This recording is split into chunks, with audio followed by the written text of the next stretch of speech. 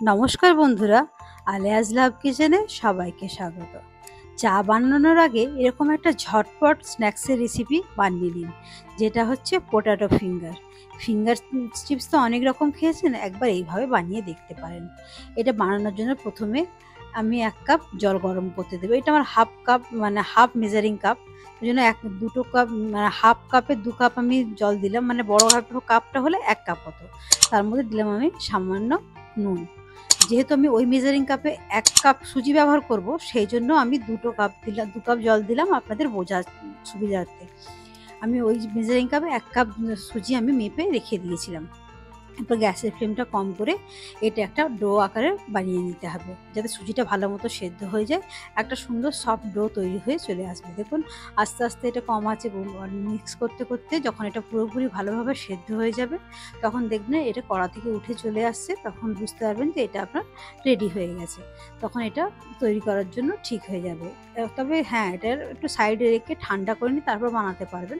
একটু ঠান্ডা করতে দিয়ে দেবেন, তাহলেই এটা হয়ে যাবে।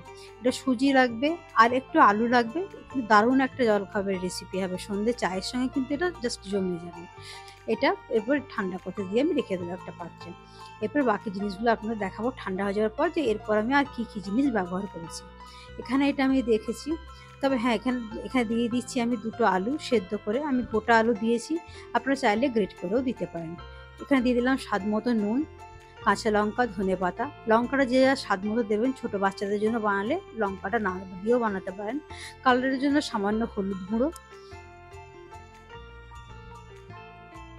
একটু সামান্য দিলাম গরম মশলা। যেহেতু কাঁচা লঙ্কা দিয়েছি আর গুঁড়ো লঙ্কা ব্যবহার আমি করলাম না, বা গোলমরিচের ব্যবহারও করলাম না। তবে যদি আপনারা ঝাল বেশি খেতে চান, গোলমরিচ বা একটু গুঁড়ো লঙ্কা আপনারা দিয়ে দিতে পারেন। এটা ভালো করে মিক্স করে নেবেন। বন্ধুরা, যদি আমার রান্নাগুলো আপনাদের ভালো লেগে থাকে, অবশ্যই আমার চ্যানেলটা সাবস্ক্রাইব করে পাশে থাকা অনুরোধ রইল। পাশে থাকা বেল বাটনটা অবশ্যই অন করে দেবেন, যাতে আমার আপলোড করা যে কোনো ভিডিও সবার প্রথমে আপনার কাছে পৌঁছে যেতে পারে। ভিডিওগুলো লাইক শেয়ার করবেন, কোনো জিজ্ঞাসা থাকলে অবশ্যই কমেন্ট করবেন। আর যদি বাড়িতে বানান, তাহলে অবশ্যই কমেন্ট সেকশনে জানাবেন যে আপনাদের কেমন লেগেছে। দেখুন এটা সুন্দরভাবে মাখানো হয়ে গেছে। এরপর এর থেকে ছোট ছোট বলের আকারে গড়ে নিয়ে ফিঙ্গারগুলো আপনাদেরকে গড়ে দেখাচ্ছি যে কীভাবে আমি ফিঙ্গারগুলো গড়ব। প্রথমে একটু হাতের মধ্যে আমি তেল নিয়ে তেলটা হাতের মধ্যে মাখিয়ে নেব, নাহলে হাতে এগুলো লেগে যাবে, এগুলো ঠিক মতো হবে না। দিয়ে লম্বা লম্বা এইভাবে এগুলো আমি বানিয়ে নেব ফিঙ্গারগুলো। খুব বেশি বড় বানালে ভাজতে অসুবিধা হবে, অনেক তেল লাগবে, তো একটু মাঝারি মাঝারি মতোই আমি বানালাম, খুব বেশি বড় বানালাম না। এরকম ঠিক এইরকম সাইজেরই আমি বানিয়ে নিলাম, যেটা আমার সুবিধা হবে, অল্প তেলের মধ্যে ভাজা হয়ে যাবে।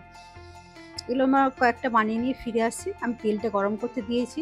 এখানে বলে রাখি, তেলটা কিন্তু বেশ ভালো করে গরম করে নেবেন, যেহেতু আলু আর সুজি এর মধ্যে বাইন্ডিংয়ের অন্য কিছু দেওয়া নেই। যদি তেলটা খুব কড়া গরম না হয়, এগুলো কিন্তু ছিঁড়ে যাবে।